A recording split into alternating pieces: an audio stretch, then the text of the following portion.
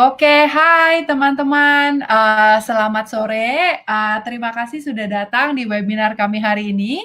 Hari ini topik kita adalah memaksimalkan pendapatan dengan AMP, dan ini ada saya, Rika dari tim Google AdSense, dan kita juga ada tamu, guest speaker kita hari ini, Hai semua. Jenny dari Go-to-Market Lead Strategy di APAC. Nah, mungkin sebelum kita mulai, Jenny mau memperkenalkan diri dulu. Ya boleh, salam kenal banget, udah lama nggak ketemu. Dulu saya pernah manage Indonesia Market. Sekarang role saya untuk ngebantu menampung feedback dari negara-negara di APAC, including Indonesia. Jadi kalau ada kayak produk feedback, ada produk opportunity yang kita harus bangun di Google, itu kerjaan saya adalah untuk membuat business case, dan in the way malak ke produk timnya buat bikinin buat kita. Oke, Over to you, Frederica. terima kasih nih. Nah, sebelum kita mulai presentasinya atau sharing-sharingannya kita nih tentang AMP, mau absensi sedikit aja ya dari teman-teman, mungkin pada hadir dari mana, atau mungkin bisa komen-komen juga, suaranya oke nggak, tampilan layarnya gimana? Suaranya jelas nggak teman-teman? Moga-moga masih sehat selalu ya, masih semangat juga dalam situasi COVID-19 ya, yang sangat marak ini di mana-mana. Lagi Kita hot-hotnya. juga kita juga makanya harus call-nya, pisah-pisah di rumah masing-masing ya, karena kita udah harus kerja dari rumah. Oke nih, kalau pada nggak ada yang komen, harusnya berarti suaranya jelas, dan, semuanya lancar ya. Oke, kita mulai kalau begitu.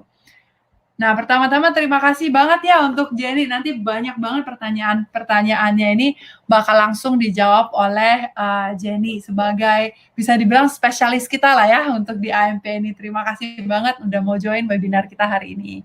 Nah, hari ini kan kita mau ngomongin, AMP, kenapa gitu ya kan. Memang juga karena dari webinar-webinar sebelumnya banyak teman-teman, yang nanya, "AMP gimana? Plugin ini gimana?" Ini juga kita lihat dari kolom komentar juga udah banyak kan ya yang bertanya-tanya. Nah, memang kita juga melakukan survei dari Google Webmaster Center Blog dan juga banyak yang memang bilang sebanyak 46% ya kalau waiting time untuk page untuk load tuh lama banget gitu kan.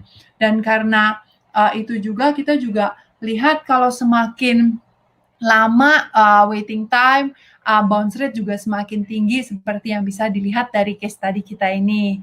Nah, kalau misalnya kita nggak bisa mempercepat speed page kita, kita juga mungkin bisa melihat efeknya di ad viewability kita.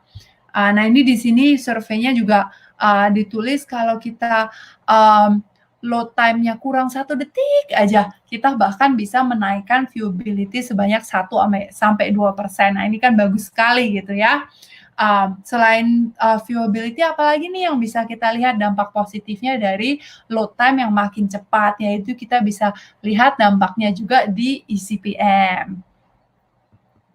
Nah, tapi kan memang kebanyakan mobile sites, don't often meet this demand atau mungkin nggak banyak yang bisa, secepat itu gitu kan. Karena memang kita juga lihat nggak cuma di Indonesia tapi di global juga ya, di APAC juga kalau, more than 75% itu memang, memakan waktu lebih dari 10 detik untuk nge-load, situs atau halaman kalian, gitu. Nah, ini juga ada banyak banget nih, yang mungkin bisa menjadi apa ya yang bisa kenapa ya bisa load-nya lama banget, apa yang bisa dioptimisasi dan segalanya.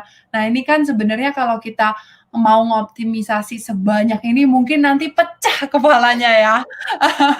Bingung gitu kan, pecah gitu. Nah, jadi kita kalau misalnya kita ibaratkan lagi nih, sebagai, orang yang racing mobil Formula One lah ya sekarang ini gitu. Kalau average mobile site kita sekarang kayak gini, tadi kita mau hand tuning, mungkin kita bisa secepat mobil di paling depan, bisa nomor 1. Nah, tapi kan mungkin teman-teman sekalian mungkin ada yang nggak punya cukup waktu, atau mungkin technical skill-nya belum sampai sana. Nah, bisa juga maka dari itu kita membantu dengan solusi kita, yaitu topik kita hari ini, AMP gitu. Nah, gimana caranya dari AMP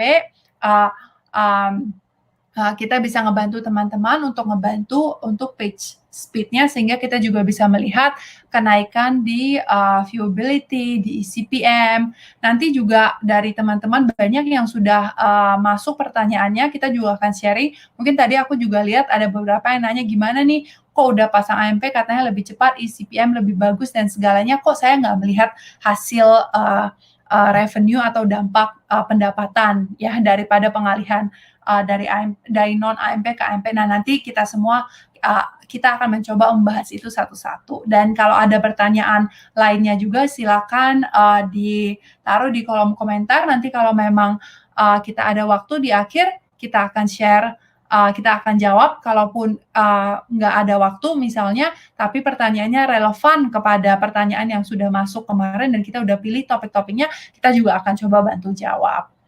Gitu deh teman-teman. Nah, jadi sekarang ini kita mau mulai nih proper tentang AMP 101 crash course ya bisa dibilang. Nah, dari Riyadno juga bertanya nih, apa sih bedanya AMP dan non AMP? Nah, mungkin ada beberapa juga yang mungkin belum terlalu jelas, sehingga kita mau coba introduksi dulu secepat kilat kalau bisa, makanya crash course. Silakan Mbak Jenny. Thank you. Mungkin ada beberapa teman-teman yang udah bosen banget dengerin aku ngomong AMP, tapi dari pertanyaan ada beberapa juga teman-teman yang mungkin baru pertama kali dengar AMP. Jadi mungkin aku share sedikit basic-nya aja, nanti di belakang baru kita jawabin pertanyaan-pertanyaan teman-teman. Jadi AMP itu semacam open source, jadi think about like Android, itu kan semuanya open source juga. Goal-nya adalah untuk ngebantu publisher untuk bikin website yang seperti biasa, cakep, cantik gitu kan, dan user experience-nya bagus, monetisasinya bagus, tapi performa kecepatan situsnya pun juga baik. Moving on to the next slide. Jadi, goal-nya adalah untuk membangun situs yang jauh lebih cepat, dari segi scrolling juga lebih cepat. Kadang website-nya cepat, tapi karena dia bangun CSS-nya kebanyakan, ketika kamu scroll up and down tuh jadi berat gitu loh, jadi kayak suka ke-draggy. Nah, di AMP kita pengen minimize hal seperti itu juga supaya user experience-nya bagus. Dan dari itu juga kita need to make sure AMP itu dibangun dengan framework yang memberikan fleksibilitas ke developernya supaya stylingnya juga tetap cantik. Ntar kita kasih contoh bagaimana halaman AMP kelihatannya. Dan satu hal yang mesti diklarifikasi, halaman AMP itu nggak cuma bisa didistribusi di Google Search, tapi juga bisa di Yahoo Japan, Bing, LinkedIn, Baidu, Twitter, Medium, Pinterest, dan lain-lain. Jadi nggak cuma Google doang, Medium yang bisa menaruh konten-konten halaman AMP. Selanjutnya, nah seperti yang aku bilang, halaman AMP itu goalnya dari segi performa. Makanya dari segi misalnya nih, instead of custom JavaScript, kita bakal mendisiplinkan supaya orang menggunakan custom AMP komponen. Kecuali benar-benar terpaksa bisa pakai AMP script. Ntar saya bawa in detail. Dan yang kedua, kita juga auto compress gambar-gambarnya sehingga ukuran situs jauh lebih kecil. Biasanya kalau kamu buka-buka halaman situs, rata-rata news publisher itu sekitar 1-3 megabyte per halaman news, which is gede banget gitu kan istilahnya. Dan pelaku utamanya itu gambar sebenarnya, dan banyak banget developer yang nggak punya, publisher yang nggak punya bandwidth ekstra dari developer untuk mengauto optimisasi ukuran dari gambar. Jadi misalnya gambar yang di load di halaman HP sama di halaman desktop tuh sama, makanya datanya boros banget. Nah, oleh karena itulah halaman AMP itu bisa jadi 10 kali lipat lebih kecil pengkonsumsian datanya, jadi lebih bagus buat user teman-teman, 4 kali lipat lebih cepat, dan secara median nih globally loadingnya sekitar 1 detik. Kalau di Indonesia mungkin sekitar 2-3 detik lah, tergantung kecepatan 3G, 4G-nya juga. Next one. Moving on to the next. Oke. Nah, tadi aku udah bilang juga kita memberikan fleksibilitas buat developer untuk mengkostumisasi look and feel-nya. Seperti yang teman-teman lihat di sini, ini adalah situs dari Guardian, eBay, CNN, dan Vogue. Dan ini sebenarnya halaman AMP. Jadi konklusinya buat user yang datang ke situs teman-teman, dia nggak bisa ngebedain ini halaman AMP atau enggak. Cuman mereka bisa ngerasain situsnya jauh lebih cepat dan lebih smooth daripada situs teman-teman yang biasanya. Nah, aku lihat ada pertanyaan dari Tam Toil. Sebentar ya, abis ini saya jawab. Dan juga buat teman-teman yang nanya dari segi monetisasi, apakah halaman AMP cuma bisa dimonetisasikan dengan Google? Jawabannya enggak. Remember, AMP itu adalah open source. Jadi Google salah satu kontributornya, tapi sebenarnya kontributor yang lain juga ada dari Twitter, dari Microsoft, dan lain-lain. Dan AMP itu mensupport semua jenis konten, baik dari jenis format iklan dari Google maupun bukan Google, asalkan format iklannya standar sesuai dengan kepatuhan IAB. Jadi Industry Ads Bureau, basically industri periklanan. Nah, moving on to the next slide. Oh, sorry. No. Screen-nya. Oke. Nah, ini kita mungkin kita coba jawab dulu yang ada di sini. Nanti kalau memang pertanyaannya pas, kita masukin gitu ya, Jenny ya. Boleh juga sih, tapi nggak apa-apa. Mungkin aku jawab Tam Toil dikit. Boleh. Jadi Tam Toil, untuk menjawab pertanyaan Tam Toil, mungkin kalau SERP asumsinya Google Search kali ya. Kalau Google Search, ranking itu tergantung dua hal, kecepatan situs sama user experience di mobile. Kecepatan situs mobile sama user experience di mobile. Nah, pakai AMP atau enggak, itu bukan signal untuk SERP atau SEO. Tapi karena AMP itu bikin situs kamu jauh lebih cepat, lebih smooth, user experience lebih bagus, cara nggak langsung AMP itu ngebantu kamu mendapatkan ranking yang lebih baik. Tapi ingat, yang dipakai sebagai signal itu dua hal, kecepatan situs mobile sama user experience di mobile. Semoga menjawab pertanyaannya. Nah, jadi kita udah cover basicnya AMP dikit nih ya. Nah sekarang gimana? Silakan. No. Jadi Frede tadi mau nanya apa? Enggak, aku cuma mau lanjut aja di slide ini. Nah, jadi kan tadi Jenny udah share ya gimana caranya AMP se-crash ini 101 101. Nah, jadi mungkin ada pertanyaan tambahan dari Jumadil gitu kan. Apakah nanti akan diajarkan bagaimana setting AMP yang terbaik untuk situs? Soalnya mungkin ada yang masih belum mengerti untuk setting yang benar di situs kita seperti apa. Tadi juga mungkin ada yang bertanya dari Mbak Rina, di mana dia tanya, saya udah rubah nih ke AMP, tapi kenapa ada aja error message-nya gitu. Silakan dari Jenny. Mungkin next slide dulu kali ya, di sana mestinya ada. Oke. Mungkin sebelum ini kali ya, Mbak Rina mungkin tunggu satu chapter lagi ya, ada sesi khusus buat iklan, saya janji. Tunggu sebentar, saya akan jawab pertanyaan Mbak. Cuma buat teman-teman yang belum mengimplementasi AMP, cara ngimplementasinya tuh tergantung teman-teman pakai CMS atau pakai custom HTML.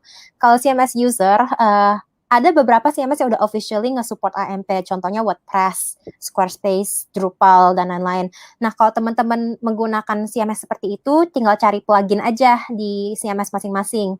Nah, untuk melihat daftar lengkap CMS yang udah support AMP secara official, teman-teman bisa klik di link di sini. Ntar link slide ini bakal di-share ke teman-teman, asalkan teman-teman isi survei di akhir acara. Aku bantu promosiin. Nah, mungkin Jen, aku tampilkan ini dari Mas Agung, soalnya lumayan relevan ya. Apa kita ada rekomendasi plugin AMP yang bagus dan rapi tampilannya? UI dan UX-nya good lah. Wah, waduh, aku nggak boleh bias nih. Cuma kalau boleh bias ya, kita kan ada official plugin ya di WordPress buat AMP. Jadi di official plugin itu ada 3 jenis mode, reader mode, standard sama transitional. Nah, buat Kak Agung Aji, asalkan situs teman-teman udah M-compatible dari segi Themes dan juga dari segi plugin-plugin lainnya, misalnya pakai add to social media, comment plugin, dan lain-lain, itu semua udah M-compatible. Nah, itu bisa exactly the same, if not very similar, dari segi halaman AMP dan halaman non-AMP-nya. Nanti mungkin kalau memang benar-benar tertarik khusus buat WordPress, kita sebenarnya ada announcement, tapi ntar Q3 ya, nggak sekarang. Kita bakal ada live stream AMP khusus WordPress Publisher. Nanti kita ada di survey, Kak Agung Aji boleh isi ya, ntar kita kasih lebih banyak detailnya di sana. Cuma intinya kita rekomendasiin our official plugin, karena ada 3 mode, 2 mode khusus buat developer yang pengen customize the look and feel, supaya situsnya sama persis seperti situs biasa, cuman kapabilitas AMP. Tapi ada 1 mode khusus buat teman-teman yang nggak bisa coding, pengen implementasi AMP dalam waktu 2 menit, tapi nggak banyak customization juga ada. Jadi stay tune aja, nanti kita bakal ada live stream khusus buat itu. Sip, oke. Kita lanjut dulu nih ya. Yes, buat teman-teman yang nggak pakai CMS, jangan berkecil hati. Teman-teman bisa ke amp.dev. Di sana ada starting guide step by step bagaimana cara memulai. Udah translasi bahasa Indonesia juga kalau nggak salah ya. Nanti di sana bisa dicek satu persatu bagaimana cara mentranslasikan halaman teman-teman dari HTML biasa ke AMP HTML. Dan buat teman-teman yang bingung nih, aduh Mbak, aku pakai banyak banget JavaScript gitu kan, mau bikin comment form, ini bikinnya piye gitu, susah banget di AMP. Tinggal bisa pakai, misalnya news publishing nih, mau bikin situs resepi, tinggal klik di sana, bisa klik view demonya untuk lihat ini dengan AMP kamu bisa bikin functionalitas seperti ini, misalnya mau bikin sidebar dan lain-lain, itu kodenya seperti apa ada di sana semua. Dan buat teman-teman yang lebih males lagi kayak saya orangnya males, bisa buka ampstat.com, itu literally free template buat halaman AMP. Jadi teman-teman tinggal literally dapat template gratis, tinggal ganti kontennya, ganti gambar, upload ke FTP, dan lain-lain, selesai. Nah, cara bikinnya gampang banget, tinggal pilih template-nya, setelah ganti-ganti, cek dengan AMP validator, ntar aku bakal bahas, upload ke server, cek lagi di Search Console, make sure nggak ada error, dan all good. Nah, ini satu hal yang perlu diingat. Jadi kalau misalnya teman-teman punya halaman AMP, entah itu dari WordPress, Drupal, ataupun custom CMS, atau dibikinin agency, dan lain-lain, satu hal yang perlu diingat adalah pastiin halaman AMP dan jadi kan ada dua jenis ya implementasi AMP. Ada orang yang langsung pergi full AMP, jadi dia udah nggak pakai halaman biasa lagi. Jadi halaman situsnya cuma satu versi, yaitu versi AMP, itu namanya standard AMP atau native AMP implementation. Ada kebanyakan publisher tuh mau nyoba-nyoba dulu, jadi dia bikin dua versi halaman situs biasa sama versi AMP. Nah, kalau teman-teman di tipe yang ini, yang punya dua versi website, AMP dan non-AMP, nah teman-teman pastikan dua-duanya ke link. Jadi Google Search bakal tahu, oh ini loh halaman versi AMP-nya untuk halaman ini, dan ini halaman versi non-AMP-nya dari halaman ini. Jadi di halaman AMP, bagian header-nya teman-teman mesti masukin link yang ini untuk sharing ini versi non-AMP saya. Dan sebaliknya buat halaman non-AMP, di header-nya teman-teman kasih snippet kode untuk ngasih tahu ini versi AMP-nya. Itu penting banget ya teman-teman supaya di Google Search Engine tahu halaman AMP ini sama halaman non-AMP itu exact replika. Jadi nggak maksudnya supaya Google Search juga supaya tahu dari segi ranking dan lain-lain. Nah, next one. Nah, selain linking halaman AMP dan non-AMP di bagian header, Google Analytics juga penting untuk di-setup dengan benar. Jadi, misalnya nih, seorang user, let's say aku punya website jenny.com. Nah, Frederica masuk dari Google Search, ngelihat ada jenny.com. Berarti dia masuk ke website aku versi AMP. Nah, setelah baca halaman kedua, Frederica tuh pindah ke halaman non-AMP aku yang nggak di Google Cache. Nah, client ID atau basically semacam identifier user di Google Analytics itu bakal beda. Karena yang satu di mCache-nya Google, yang satu lagi di halaman aku sendiri, domainnya. Nah, supaya nggak ke-register secara salah sebagai bounce rate, teman-teman harus nambahin snippet code di Google Analytics teman-teman. Cara gampang kok, step by step di sana, di link ini tinggal copy paste kodenya, ganti jadi Analytics ID teman-teman, and that's it. Jadi penting ya teman-teman ya, karena ketika saya bekerja dengan banyak publisher di Asia Pasifik, ini kesalahan yang paling sering terjadi. Jadi ntar kayak ada CEO atau COO bakal bilang ke saya, Mbak Jen, AMP revenue-nya asik sih, cuman bounce rate-nya piye ini, kayak 90%. Terus kayak ngecek-ngecek, ya ampun analitiknya belum ke setting gitu kan istilahnya. Jadi teman-teman jangan lupa untuk set analitiknya dengan baik. Benar, ini banyak banget yang ditanya, kadang kaget ya, kok tiba-tiba bounce rate saya banyak gitu ya, tinggi ya. Jadi ini penting banget. Nah, yang selanjutnya nih nggak kalah penting ya, soalnya kita, Mbak Jenny bakal sharing testing tool-nya seperti apa, kan tadi juga ada beberapa yang tanya, kok banyak, page error atau gimana, itu gimana nih cara troubleshoot-nya? Nah, buat teman-teman yang udah bikin halaman AMP, selalu gunakan tool ini, boleh di bookmark di search.google.com/test-amp. Setiap website yang ada halaman AMP-nya boleh di copy paste di sini dan klik, misalnya nih, Frederica boleh klik next slide. Oh ya. Nah, kalau benar, dia bakal kelihatan screen seperti ini, warna hijau. Dan ketika teman-teman cari di mobile phone juga pun bakal kelihatan ada emblem AMP-nya. Nah, kadang nih misalnya teman-teman udah punya halaman AMP tapi lupa di link. Nah, itu halaman batch AMP-nya mungkin nggak keluar di Google Search. Jadi penting juga untuk selalu dicek. Nah, kalau misalnya ada yang salah atau invalid, teman-teman bakal ngelihat merah-merah seperti ini. Dan juga ketika dicek di Google Search, nggak akan ada batch AMP-nya. Nah, sedikit update juga buat teman-teman yang males ngecekin satu-satu, ada Chrome extension baru namanya AMP Validator. Nanti mungkin aku bisa share ke Frederica bisa sharing ke teman-teman yang udah fill up the form. Nanti di sana teman-teman bisa install Google Chrome extension. Jadi setiap halaman yang teman-teman browse bakal kelihatan nih, dia udah ada halaman AMP belum, dan halaman AMP-nya ada error atau enggak. Jadi enak banget buat ngetes. Ya, ini contoh kalau teman-teman ada salah satu kesalahan, invalid, tinggal diklik aja, dia bakal kasih tahu kesalahannya di line mana. Jadi teman-teman nge-code huntingnya lebih gampang. Oke, mungkin aku coba pin pertanyaan dari ini ya, mungkin sepertinya bisa lihat nggak Jenny, dari Tony bertanya, saat apply AMP ke WordPress muncul error di Search Console URL not found. Kok bisa? Ini pas nggak nih? Kayaknya pas nih di sini. Oke. Pertama-tama depending on the plugin yang dipakai kan, karena plugin di namanya WordPress open source juga, WordPress juga open source, jadi AMP dan WordPress dua-duanya open source. Plugin yang buat AMP di WordPress tuh macam-macam, ada yang third party, misalnya ada Pak Kaludi bikin plugin, terus ada Smart AMP, Fast AMP, terus ada juga yang official AMP plugin. Nah, depending on plugin mana yang dipakai, rekomendasi saya tiap plugin di WordPress tuh ada support center-nya. Jadi teman-teman bisa reach out ke plugin maker masing-masing untuk nanya, ini kenapa ada error, ada bug. Oke. Oke, semoga menjawab ya. Nah, ini kita lanjut ke chapter yang paling banyak pertanyaannya dari live chat ini dan juga sebelumnya. Saya cuma memilih pertanyaan representatif si Rina tadi, dan ini juga Nanang yang ngisi form. Dia bertanya, saya mencoba nih menempatkan kode iklan untuk template AMP. Namun, harusnya di caps lock ya, namun selalu jawabannya situs Anda belum siap menampilkan iklan. Mungkin Gimana sebelum ke next slide di sini dulu, ini nggak ada hubungan dengan AMP sih. Kalau situs Anda belum siap menampilkan iklan tuh mau AMP atau nggak AMP, biasanya macam-macam. Satu, mungkin kamu belum masukin ad code-nya dengan baik. Ini mau AMP atau nggak AMP pun bakal sama aja. Yang kedua, mungkin situs kamu violate kebijakan AdSense. Hayo ngaku. Terus yang ketiga, mungkin karena robots.txt. Jadi ada crawler error.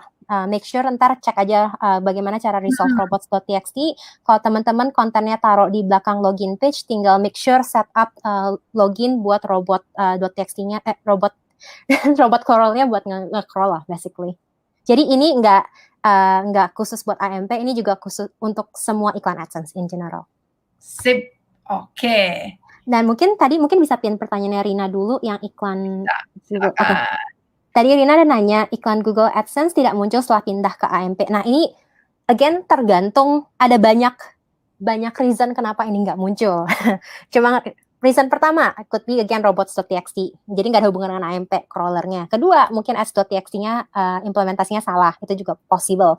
3, policy violation. Semoga bukan itu ya. Dan yang keempat, kemungkinan tergantung Mbak Rina pakai WordPress plugin atau nggak pakai WordPress plugin. Ntar saya jawab yang WordPress plugin terakhir ya. Cuma Mbak Rina boleh jawab juga nih di chat pakai WordPress plugin atau enggak.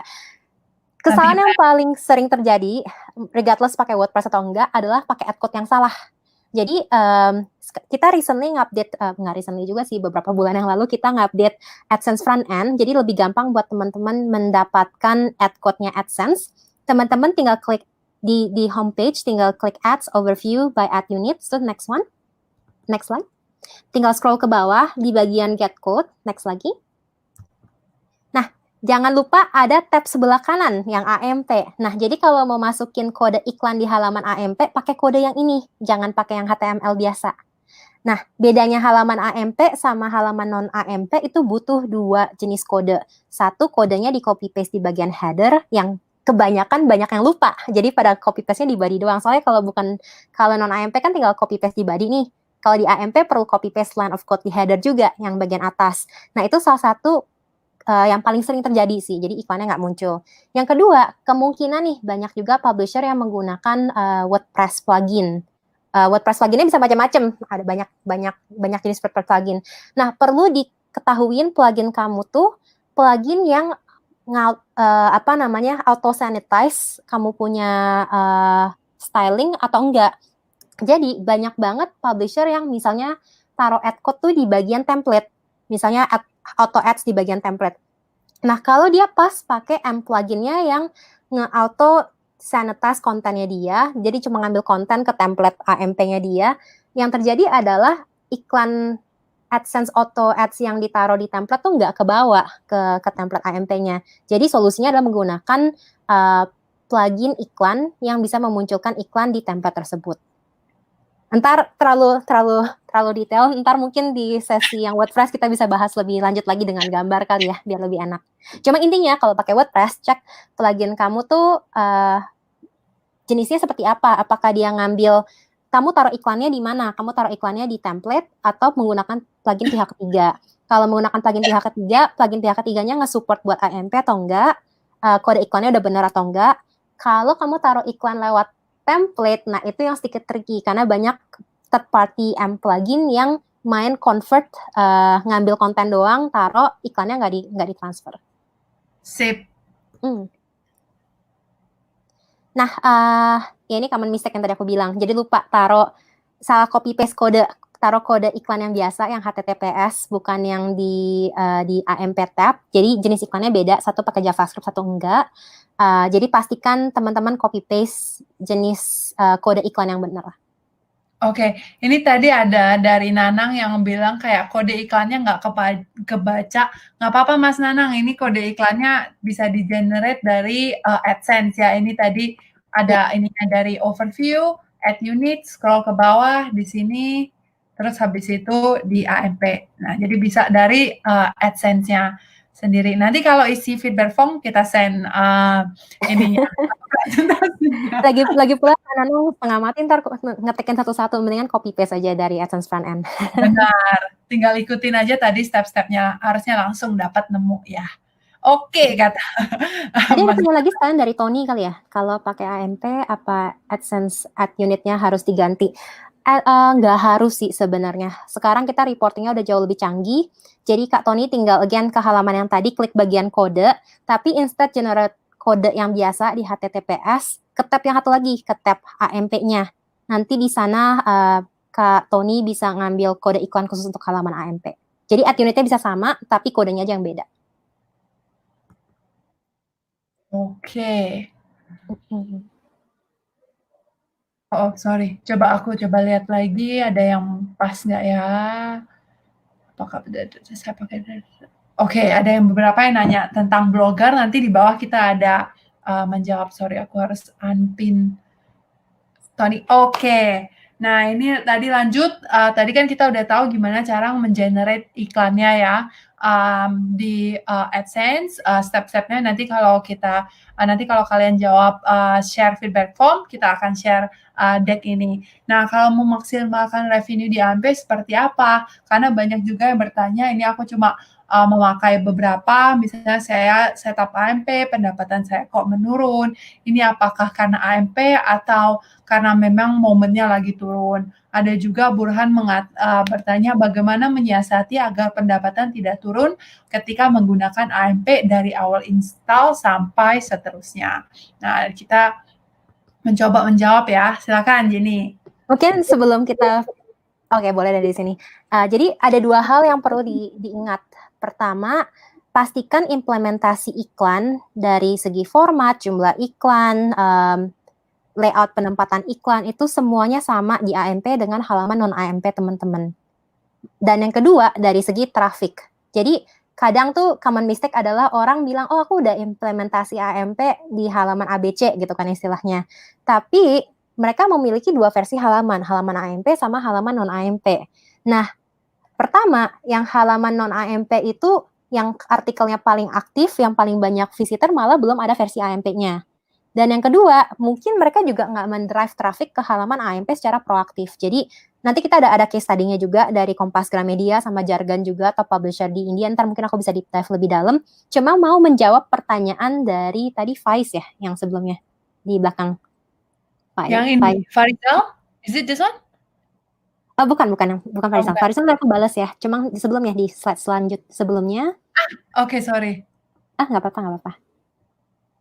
Nah, tadi saya setup AMP pendapatan turun 75% ini, apakah karena AMP atau memang momennya lagi turun? Nah, ada banyak banget variabel yang menyebabkan revenue turun. Coba saya sebutin dulu ya, yang nggak ada hubungan dengan AMP. Yang pertama, selalu penting untuk ngecek gitu kan. Daripada kamu ngeliat sebelum AMP revenue berapa, sesudah AMP revenue berapa, penting untuk melakukan A/B testing 50-50. Jadi di saat yang sama ada versi AMP versus non-AMP, revenue dari halaman AMP per page view-nya berapa, revenue dari halaman non-AMP per page view-nya berapa. Karena again, kadang kan ada revenue itu kan kombinasi dari page view juga kan. Jadi kadang kalau kalian belum proactively drive traffic ke halaman AMP, ngeliat absolute revenue itu nggak masuk akal. Jadi harus ngeliat revenue per page view-nya. Nah, kalau teman-teman ngebandingin hari ini saya belum pakai AMP revenue-nya X, besok saya pakai AMP total revenue-nya X. Itu bukan measurement yang baik karena ada seasonality problem. Indonesia tuh seasonality-nya paling parah sih, naik turun. Biasanya Desember senang semua, Januari pada datang ke Frederica CPM turun. Itu udah seasonality yang sudah di-expect ya biasanya ya. Yang kedua, mungkin dari segi page view juga lagi naik turun. Misalnya sebelum pakai AMP lagi nggak ada yang viral, pas lagi pakai AMP lagi ada yang viral, revenue-nya naik, tapi naiknya bukan karena AMP, karena viral, page view-nya naik gitu loh istilahnya. Jadi rekomendasi saya adalah untuk melakukan A/B testing secara paralel, halaman AMP revenue per page view-nya berapa, halaman non AMP revenue per page view-nya berapa. Nah, common mistake yang saya sering lihat, banyak publisher yang implementasi halaman AMP terus lupa taruh iklan. Saya repeat, kadang udah bikin halaman AMP, udah seneng nih, tapi halaman AMP-nya mereka lupa dapat iklan. Jadi page view-nya naik, revenue-nya turun. Karena orang masuk ke halaman AMP tapi nggak ada iklannya sama sekali. Jadi pastikan teman-teman pertama, pastikan di halaman AMP-nya ketika udah jadi, implementasi iklannya sama persis dengan halaman non-AMP teman-teman. Jadi misalnya kalau di halaman non-AMP ada 5, iklan di website biasa ada iklannya 5, di halaman AMP pastikan iklannya pun juga 5, penempatannya sama, viewability-nya mirip-mirip, if not better lah intinya. Dan yang kedua, pastikan juga demand parity-nya sama. Jadi kalau buat teman-teman pengguna AdSense, pastikan ad formatnya konsisten. Jadi kalau misalnya yang satu pakai outstream video, di AMP pun pakai outstream video. Yang satu pakai native, di AMP pun pakai native, dan lain-lain. Satu pakai, misalnya common mistake yang saya sering lihat juga nih, misalnya di halaman biasanya pakai iklan 5 biji, di halaman AMP, Mbak, saya mau cobain match content di halaman AMP. Kan goal match content sama iklan biasa beda. Match content goalnya nambahin page view, bukan, ya ada revenue-nya juga sih, cuman goalnya untuk nambahin page view, bukan revenue paling utama kan istilahnya. Jadi pastikan supaya kita measure optimasi yang benar, apple to apple, jadi semua setupnya harus sama. Dan juga yang paling sering juga saya lihat adalah incorrect ad implementation. Jadi dia lupa taruh copy paste iklan di kode di headernya, atau copy paste kode iklan yang salah, jadi iklannya nggak muncul. Itu hal yang paling sering sekali terjadi. Jadi buat teman-teman yang implementasi halaman AMP, monggo dicek 2 hal yang paling penting ini. Tadi ada pertanyaan juga yang tadi kamu pin, iklan vignette kenapa nggak muncul di halaman AMP? Ya memang kita sekarang lagi dari segi proses development, jadi kalau saya boleh pengennya sih ngasih tahu banyak, cuma masih confidential semua nih. Cuma intinya di AdSense kita banyak banget produk-produk yang kita lagi build untuk beberapa bulan ke depan, stay tune.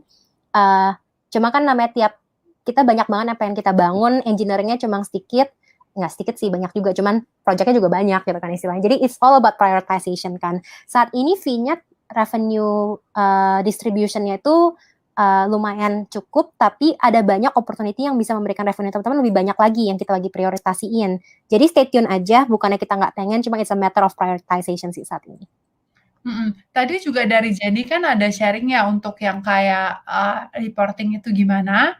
Nah, ini di Mhm. sini kita juga ada, screenshot karena tadi, Oh, iya kita iya, kayak benar benar. jam kan ya heeh, ini Mhm. juga kita ada sedikit screenshot gimana caranya untuk ngelihat dan nge-compare yang tadi, Jenny bilang untuk A/B testing, page view AMP dan juga non AMP. Jadi bisa ke, konten platform. Jadi bisa dipilih, AMP dan juga, yang non AMP, jadi bisa di-compare. Ya, tadi ada pertanyaan juga nih sama nih dari Secret Financial, AdSense pakai AMP tambah turun itu kenapa ya?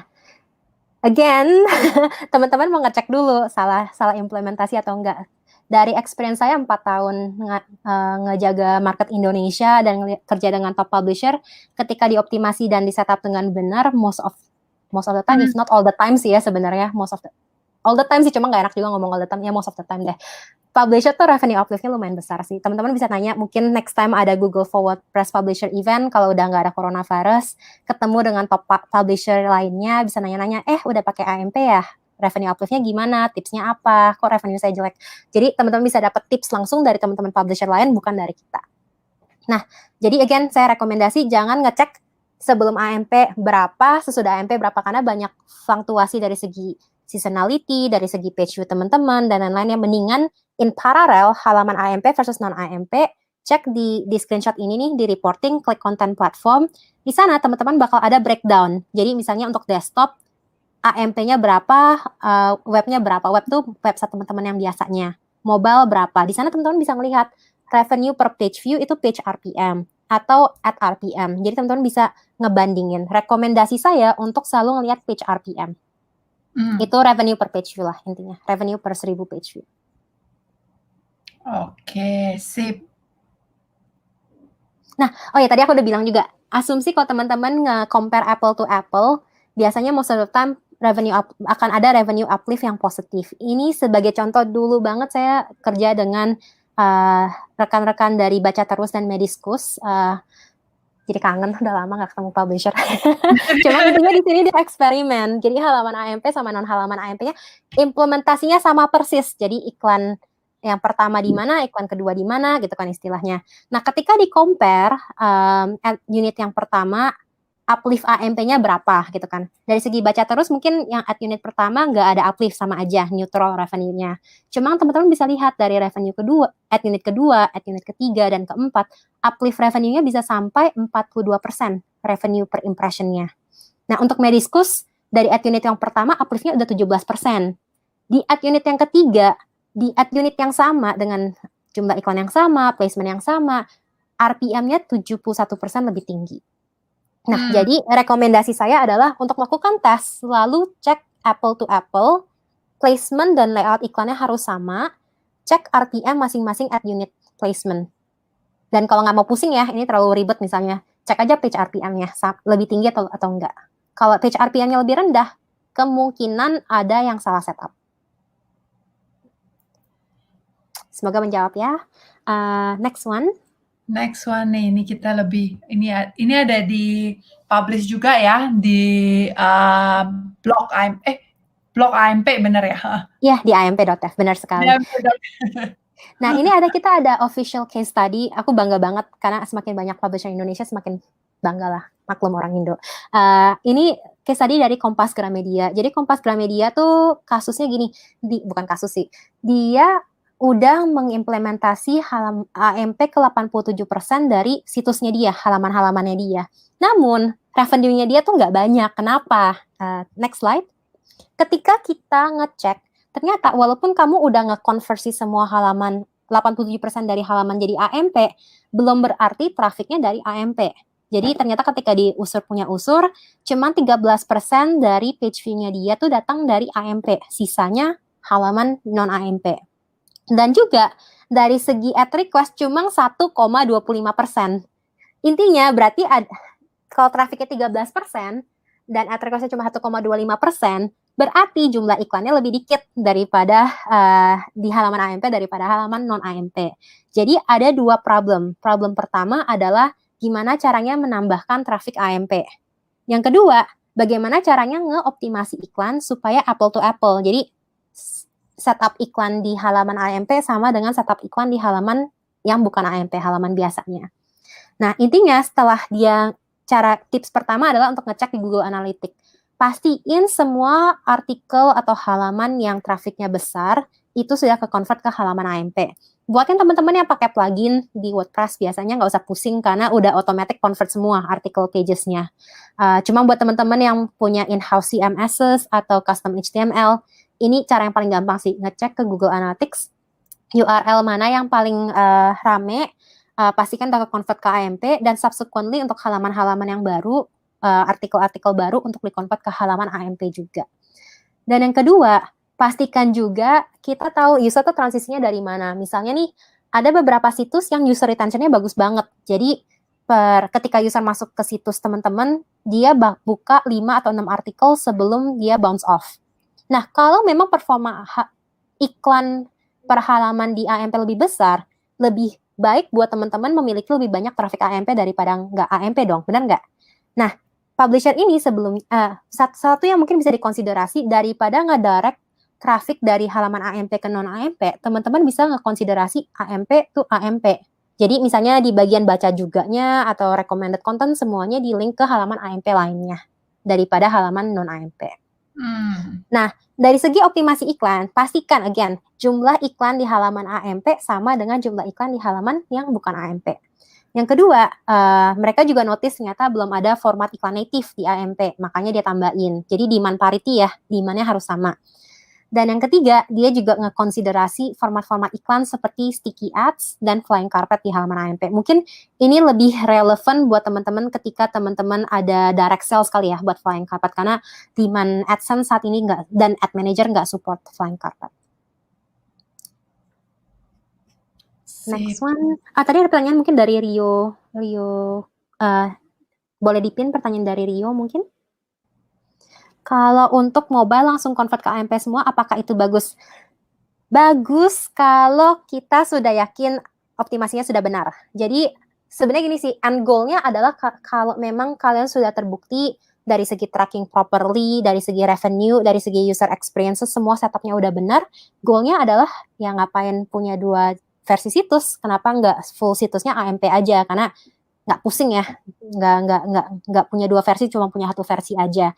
Cuman rekomendasi saya kalau masih awal-awal jangan langsung full AMP, mendingan bikin 2 versi in parallel, jadi teman-teman bisa tahu, oh ternyata setup iklan saya ada yang salah nih, atau enggak, ternyata tracking analytics saya masih belum benar. Nah, jadi nggak terlalu beresiko tinggi buat teman-teman. Jadi rekomendasi saya mulai dari transitional mode, 2 versi, cek semua setupnya udah benar, baru kita ke full AMP. Itu pertanyaan yang bagus banget Kak Rio, good job. Thank you buat pertanyaan. Oke, kita lanjut nih ya ke case study kedua dari Jagran.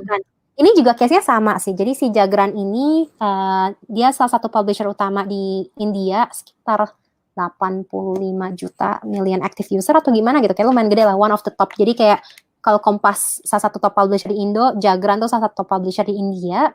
Dia juga kasusnya sama. Jadi dia udah ngimplementasi AMP, tapi revenue masih belum tinggi. Intinya ketika kita punya usur, again itu balik-balik dari segi optimasi iklan. Jumlah iklannya, demand iklannya harus sama persis, dia ada yang lupa. Terus gitu dari segi traffic AMP-nya juga harus di-improve.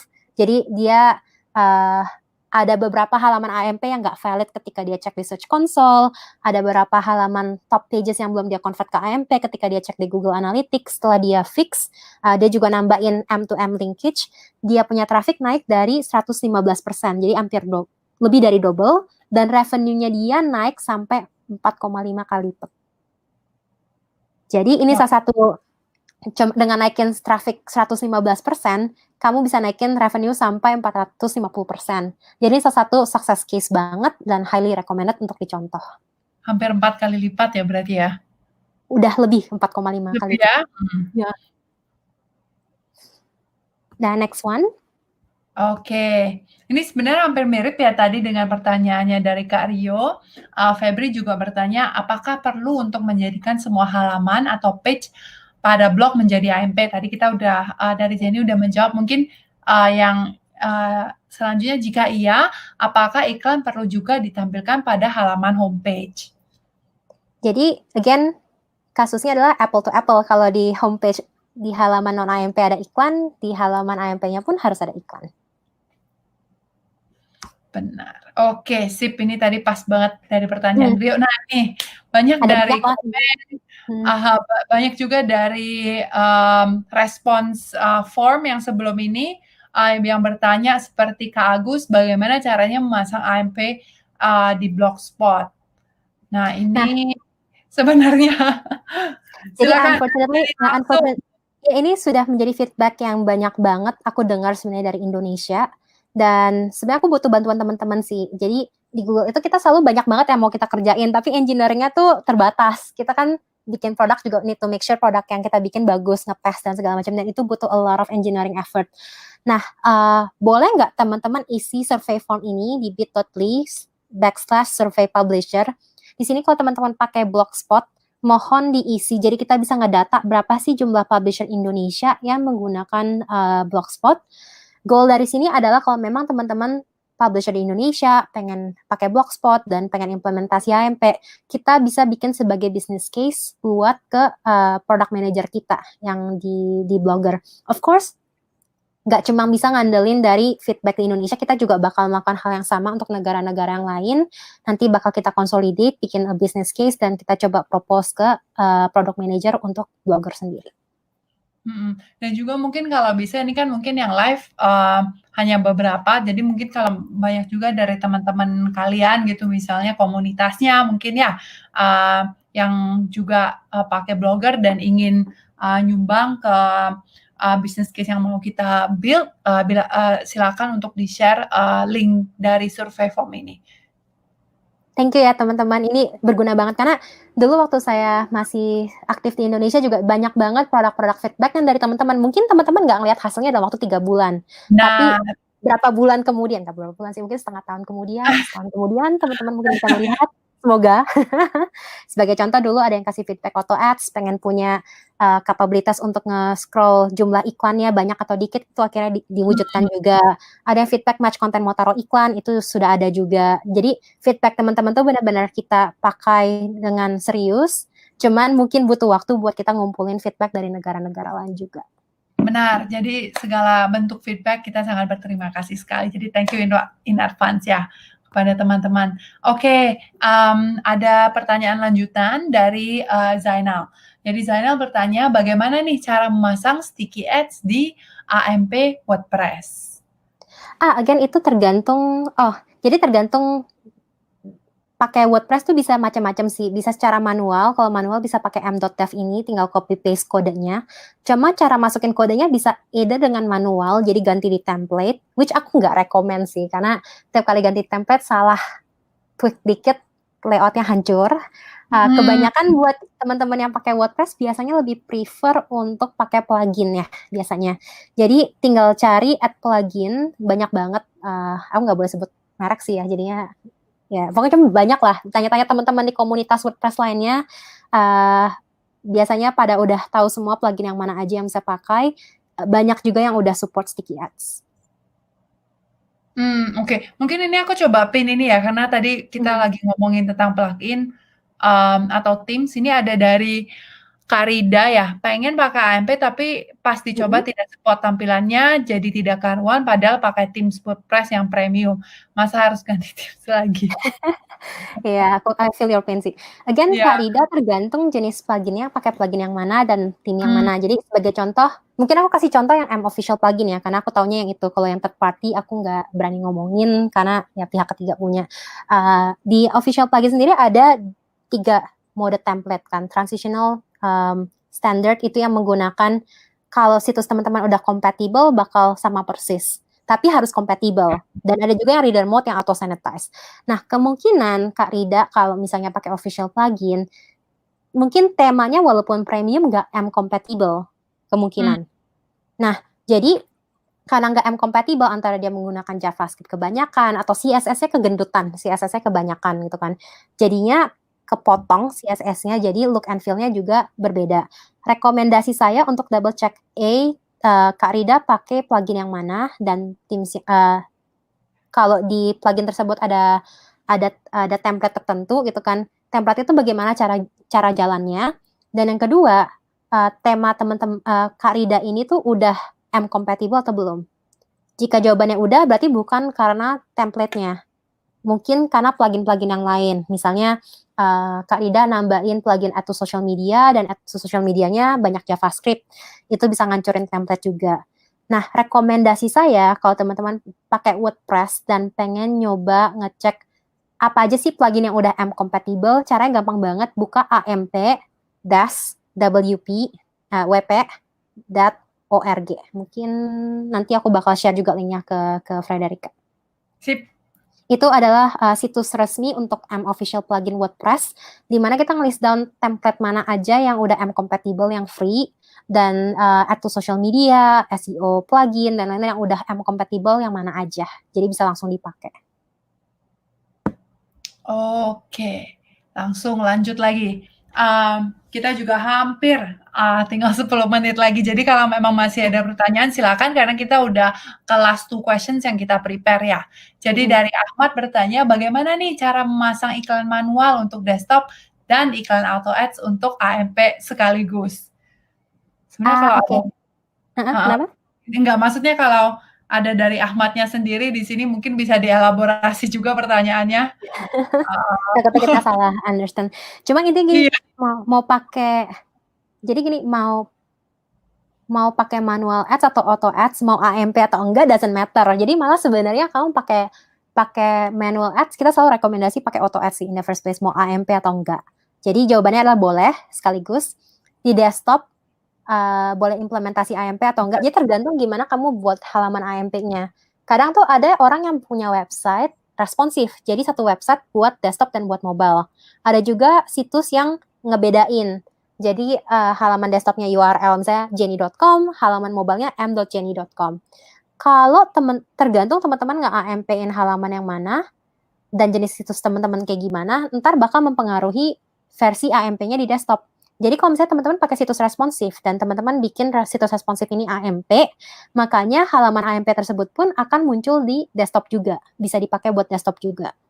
Tapi kalau teman-teman punya dua versi website, desktop dan mobile, nah ketika meng-AMP-kan situs teman-teman, mesti consider juga mau bagaimana setupnya, mau versi mobilenya AMP-nya sendiri, versi desktopnya sendiri, atau AMP-nya satu tapi buat mobile dan desktop. Itu mesti di-consider juga.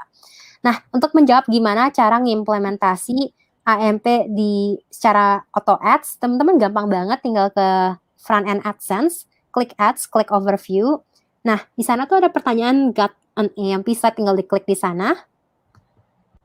Next slide. Nah, di sana teman-teman tinggal nge-toggle ada tombol yang warna biru itu. Tadinya warna abu-abu, diklik jadi warna biru. Nah, halaman biru ini akan menyalakan auto ads buat halaman AMP. Nah, abis itu teman-teman tinggal copy paste kode iklannya. Yang kode yang pertama di antara headernya.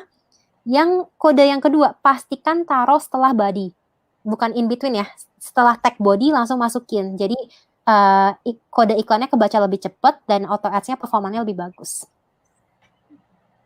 Ya, mungkin kita ulang lagi ya. Ads, overview, ke sini, terus habis itu ingat dua-duanya head dan juga body. Nggak boleh pencet body karena nanti ininya muncul. Oke, sip. Harusnya oke ya. Step by step-nya. Oke, dari ini untuk tentang JavaScript dari Mudaris. Setahu saya AMP ini kan bisa dibilang mengurangi hampir seluruh script JavaScript pada website. Bagaimana implementasi baiknya jika website saya ada aplikasi yang mengutamakan interaksi berbasis JavaScript? Intinya banyak lah ya JavaScript-nya. Jadi kayaknya Kak Mudaris ini developer handal nih kayaknya. Wah, mesti ngajarin kita nih next time malah. Jadi ada dua jenis jawaban ya, tergantung aplikasinya Kak Mudaris tuh seberapa komprehensif dan seberapa complicated JavaScript-nya. Cuma saya jawab dari versi yang simple dulu. Kalau teman-teman JavaScript-nya tuh sesimpel misalnya mau bikin comment form, mau add share to social media, mau tambahin tracking dengan Alexa Analytics, mau serve video, mau bikin video ads. Caranya gampang banget, tinggal klik m.dev again. Di bagian search button-nya tinggal klik apapun yang teman-teman mau, comment form lah, share to social media, dan lain-lain. Di sana biasanya bakal ada tutorial gimana cara bikinnya, dan bakal dikasih tahu kode-kodenya seperti apa. Misalnya kalau mau bikin comment form, dia bakal ngajarin gimana caranya menggunakan komponen AMP Dashform untuk membuat comment form tersebut. Jadi ada demo dan ada sampel code-nya juga. Jadi teman-teman sebenarnya sebisa mungkin pakai cara ini.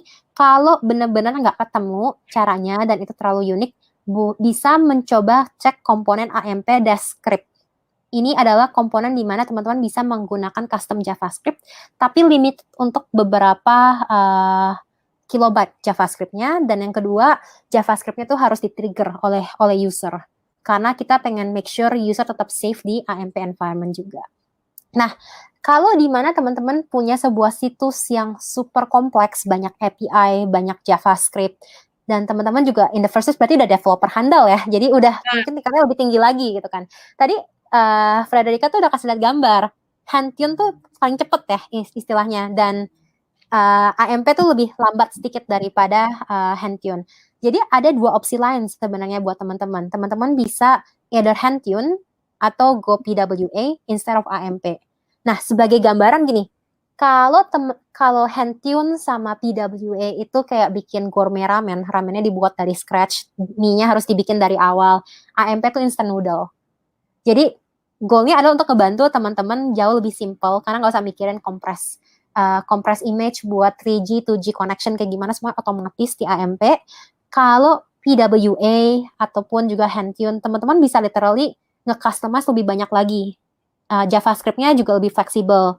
Cuman ya with great power comes great responsibility ya. Jadi intinya ya lebih banyak customization, tapi banyak juga opportunity di mana ada banyak hal yang teman-teman lupakan dan mungkin gak ke-optimize. Gitu sih rekomendasi aku. Nah, kalau tertarik dengan PWA, ada satu cowok namanya Johan Totting, atau di Twitter, Johan, gangguin aja. Dia paling seneng ngomongin PWA, silakan diganggu. Diiklankan bahkan ya. Aduh, abis ini aku diomelin Johan ya. Gak apa-apa kalau kan with great powers comes great responsibility. Harusnya Ntar aku minta maaf deh. Oke, dari kita sih yang kita siapkan pertanyaan-pertanyaan sebelumnya kita hampir udah tampung semua. Tapi kita masih ada sedikit waktu. Coba aku scroll lagi, mungkin ada yang masuk tapi aku belum ini mungkin. Mungkin sambil Freda nyari, aku jawab pertanyaan Lufty kali ya yang paling terakhir nih, Lufty. Boleh. Sip. Ini aja, oke. Bagaimana cara untuk crawl AMP lebih cepat? Jadi buat Lufty, misalnya ada update sebuah konten nih, editornya salah tulis dan mau ganti gitu kan kontennya, tinggal Google aja force AMP crawl. Di hasil yang pertama tuh bakal AMP indexing FAQ. Di sana ada cara di mana teman-teman bisa nge-force refresh AMP crawler sehingga MCAT-nya jauh lebih cepat terupdate. Jadi bisa lewat sana. Kayaknya ini Lutfi juga ada pertanyaan, nggak tahu ini Lutfi yang sama atau yang enggak, tapi di feedback form ada yang bertanya, apakah website yang non-AMP akan tergilas dari AMP walaupun secara konten kali ya lebih bagus? Aduh, itu pertanyaan yang sangat kontroversial banget nih. Again gini, bayangin ya misalnya, aku kasih cerita dulu ya. Misalnya teman-teman mau beli, kalau mau beli online shopping, belinya di mana sekarang? Jangan jawab ya. kan mereknya banyak-banyak tuh, ada e-commerce A, e-commerce B, e-commerce C gitu kan istilahnya kan. Nah, walaupun produknya sama, tapi service seperti delivery-nya cepat atau enggak, delivery fee-nya murah atau enggak, itu mempengaruhi e-commerce mana yang jauh lebih populer. Sama halnya dengan konten teman-teman. Kontennya bisa sama-sama bagus. Cuman yang satu ketika kamu lagi browsing pakai mobile smartphone, nungguin loading halamannya sekitar 1 menit, 2 menit gitu kan. Yang satu lagi loading dalam waktu 10 detik, satu lagi loading dalam waktu 3 detik. Obviously lama-lama user akan kebiasaan, nih kayaknya URL yang ini lama banget nih. Skip aja, aku mau buka yang selanjutnya, lebih cepat loadingnya. Jadi itu sebenarnya bukan masalah dari search result, tapi lebih dari user preference juga. Jadi rekomendasi aku, pastikan ketika konten kamu udah bagus, pastikan jangan memberikan friksi yang lebih banyak buat user untuk membaca konten teman-teman. Jadi situsnya dibikin loading jauh lebih cepat. Semoga menjawab pertanyaannya. I think we can answer one last question kali ya. Ya, mungkin one last question, coba aku lihat dari mana. Mhm. Apakah dari Indorsi ini? Implementasi traffic untuk Pinterest. So basically sama aja implementasi halaman AMP. Ketika di sharing ke Pinterest, dia bakal ke share dengan otomatis sih. Don't worry about that. Jadi sama aja as per usual implementasi halaman AMP-nya. What it means is that ketika teman-teman share URL AMP di Pinterest platform, dia bakal integrated properly. Sip. Kayaknya hampir udah terjawab semua. Kita sebenarnya udah jam 5, tapi coba aku scroll lagi karena masih ada. I think it should be okay. Ya, ada dan mungkin aku sambil ngeriman teman-teman untuk isi. Ada 2 form ya, satu feedback form supaya Frederica bisa ngirimin materinya ke teman-teman. Yang kedua tadi bit.ly/survey publisher itu buat supaya kita tahu survey publisher survey publisher itu supaya kita tahu berapa sih dari teman-teman yang menggunakan Blogspot. Jadi kita bisa bantu bikin business case-nya. Dan buat teman-teman yang pakai WordPress juga join karena kita bakal ada live stream khusus buat WordPress ya di Q3 hopefully. Ya, di Q3 hopefully kita udah ada dalam planning, SN when materi ready, news-nya juga udah pokoknya semuanya udah ready dari produk, dari bagian streaming kita akan ada di Q3 khusus untuk WordPress. Jadi stay tuned for that. Iya. Nah, jadi teman-teman terima kasih banget untuk semua pertanyaan dan untuk semua juga yang live nonton webinar kami. Juga mau bilang salam kenal kepada Mulyati Channel yang bilang, aduh aku terlambat, nggak apa-apa. Nanti setelah kita selesai dipublish, nanti bisa lihat lagi dari awal. Kalau udah selesai di kolom deskripsi bisa tolong diisi feedback formnya. Nanti untuk semua yang mengisi kita akan sharing deck materi ini secara penuh, dan juga untuk teman-teman mungkin bisa ngebantu untuk publicize bit.ly.survey publisher ini untuk kita membangun business case terutama untuk yang memakai Blogger. Terima mungkin kasih. Mesti boleh ingetin juga browsernya lagi login ke halaman AdSense teman-teman. Nanti ada tab tulisannya hubungi kami. Di sana teman-teman bisa mengkontak support tim kita. Cuma take note karena support tim kita nggak semuanya orang Indonesia. Pastikan bahasa Indonesianya baku, jadi dia bisa mengerti pembicaraan teman-teman. Sip. Thank you banget Jenny. Thank you banget buat teman-teman yang udah join. Sampai sekian aja webinar kita hari ini. Untuk selanjutnya nanti kita akan sharing lagi jadwal-jadwalnya dan juga stay safe ya semuanya. Sampai jumpa lagi. Bye-bye.